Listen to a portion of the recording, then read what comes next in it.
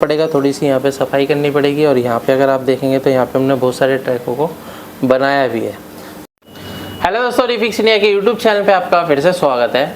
तो दोस्तों आज की वीडियो में देखेंगे हमारे पास सेट है जो कि सोनी कंपनी का है। और इसके अंदर दोस्तों जो प्रॉब्लम है वो डबल इमेज की प्रॉब्लम है, जो कि सोनी की कॉमन प्रॉब्लम रहती है। और अगर आप यहाँ पे देखेंगे तो सोनी के जो पैनल में अगर यहाँ पे देखेंगे तो पैनल जो है इसका सैमसंग कंपनी का इसके अंदर पैनल लगा हुआ है। और ये सोनी का बोर्ड है, यहाँ पे पावर सप्लाई इसके अंदर लगी हुई है। तो अभी क्या है कि इसको किस तरीके से चेक करना है, कैसे स्टेप बाय स्टेप हम इसको रिपेयर करेंगे, तो ये सारी चीज़ें मैं इस वीडियो के अंदर आपको सारी चीज़ें दिखाता हूँ। तो बेसिकली अगर आप यहाँ पे देखेंगे तो हमारे पास ये सिंगल कोफ का इसके अंदर पैनल लगा हुआ है।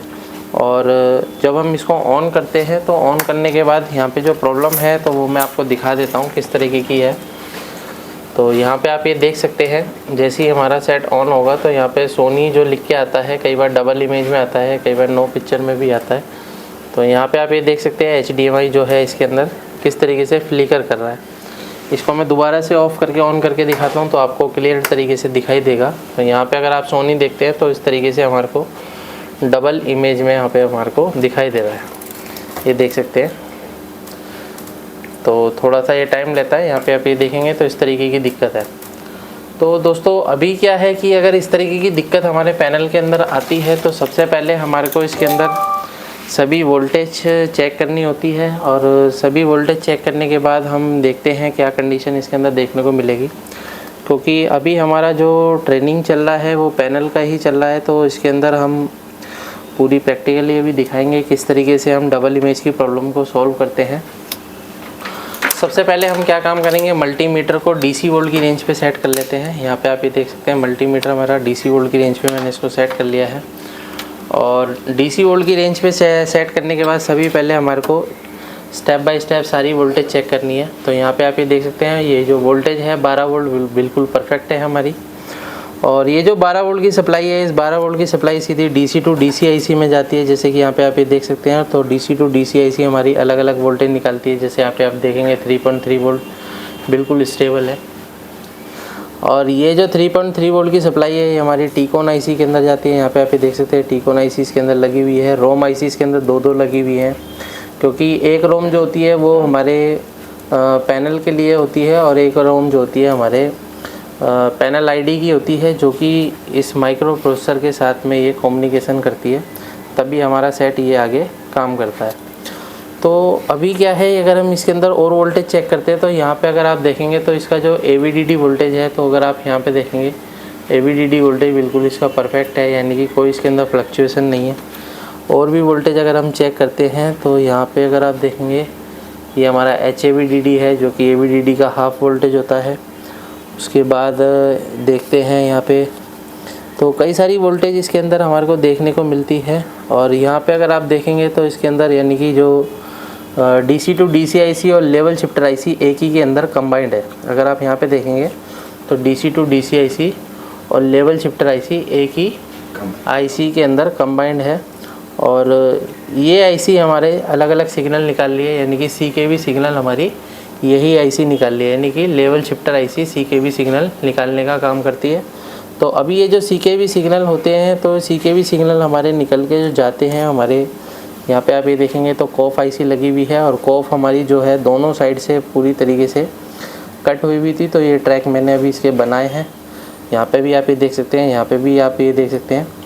तो देखिए मैंने जैसे कि आपको बताया था कि जब भी हमारी डबल इमेज की प्रॉब्लम आती है और कभी भी हम कटिंग करते हैं तो सबसे पहले कौन सी साइड से कट करते हैं, राइट साइड से। तो अगर आपका देखेंगे तो राइट साइड हमारी ये है। तो राइट साइड में भी अगर आप देखेंगे तो यहाँ पे ऑलरेडी ट्रैक हमारे कटे हुए हैं। तो यहाँ पे हमारे को क्या करना पड़ेगा, थोड़ी सी यहाँ पे सफाई करनी पड़ेगी। और यहाँ पे अगर आप देखेंगे तो यहाँ पे हमने बहुत सारे ट्रैकों को बनाया भी है, क्योंकि क्या होता है कि जब हमारे ट्रैक शॉर्ट हो जाते हैं तो इस तरीके की दिक्कतें हमारे को देखने को मिलती है। डबल इमेज भी आ जाती है, नो पिक्चर भी हो जाता है, या फिर स्कैनिंग लाइन भी हमारे को देखने को मिल सकती है। तो अभी मैं क्या काम करता हूँ, सबसे पहले इसके ये जो ट्रैक है इनको हम रिमूव करके ट्राई करेंगे और मैं आपको दिखाता हूँ किस तरीके से इस प्रॉब्लम को सॉल्यूशन करना है। तो यहाँ पे क्या है कि जो हमारे ट्रैक जुड़े हुए हैं उनको हम डिसोल्व कर लेते हैं आयरन की मदद से।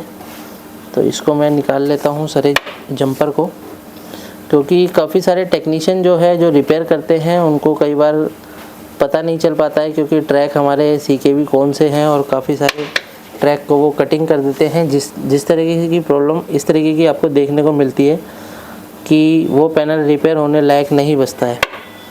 तो जब भी आप पैनल पे काम करें तो पैनल को फिनिशिंग से आपको काम करना है। ट्रैक को कटिंग करनी है तो वो भी फिनिशिंग से करनी है। अगर आपको पैनल को रिपेयर करने में प्रॉब्लम आती है तो नीचे दिए गए कॉन्टैक्ट नंबर पर कॉन्टैक्ट करके आप ट्रेनिंग ले सकते हैं। अभी यहाँ पे हमने सारे ट्रैक को ओपन कर दिया है। यहाँ पे हमारे CKV ट्रैक हैं सारे, यानी कि CKV1, CKV1, CKV2, CKV2। तो हमारे CKV2 तक रहते हैं इसमें ट्रैक, क्योंकि ये छोटा पैनल है। बड़े पैनल होंगे तो CKV4 भी मिलेगा, 5 भी मिलेगा, 6 भी मिलेगा। तो अभी क्या है कि हमने जब इसकी जो CKV के जो सिग्नल हैं उन सभी सिग्नल को हमने क्या कर दिया, ब्लॉक कर दिया यहाँ से कटिंग करके। और यहाँ से अगर आप देखेंगे तो यहाँ से हमारे सारे ट्रैक बिल्कुल ओके हैं, परफेक्ट है, जो कि हमने यहाँ पे बनाए हैं। ये सारे ट्रैकों को हमने बनाया है। ये कल ही पैनल आया था, सेट आया था हमारे पास, तो इसके अंदर ऑलरेडी काम हुआ था। तो अभी क्या है कि हम इसकी पावर लगा के देखते हैं पैनल की क्या कंडीशन रहती है। तो पावर लगा के देखने के बाद हमारे को कंफर्मेशन मिलेगी कि क्या रहता है। तो सेट को अभी हमने ऑन किया है, और ऑन करने के बाद यहाँ पे देखेंगे अभी HDMI यहाँ पे लिख के आया है। और यहाँ पे अगर आप देखेंगे तो ये प्लीज़ वेट अभी इसका लिख के आ रहा है। तो यहाँ पे क्या है, रिमोट है। रिमोट से अगर हम इसको चलाते हैं